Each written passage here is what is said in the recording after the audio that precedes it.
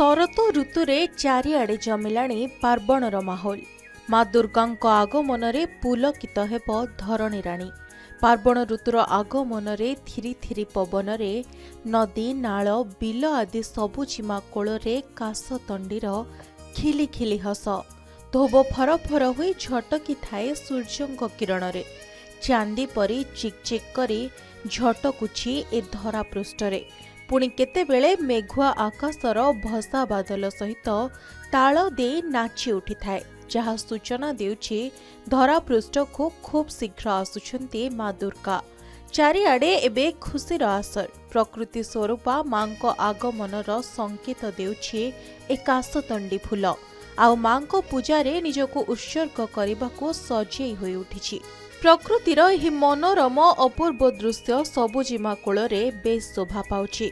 चाष जमी हेउ कि गाँ मुंड पोखरी हिड़ सबुआडे काशतंडीर पसरा।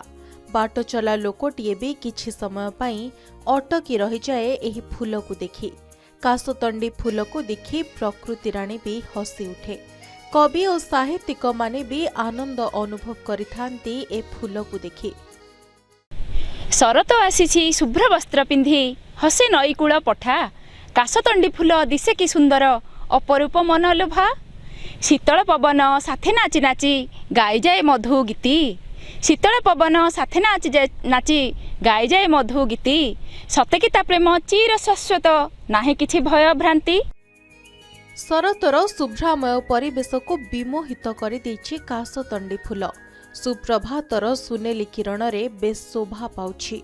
आकाशर खंड खंड भसा बादल और पृथ्वीर धड़ा चिकचिक काशतंडी परस्पर को चाहि रहिछन्ती चातक परी।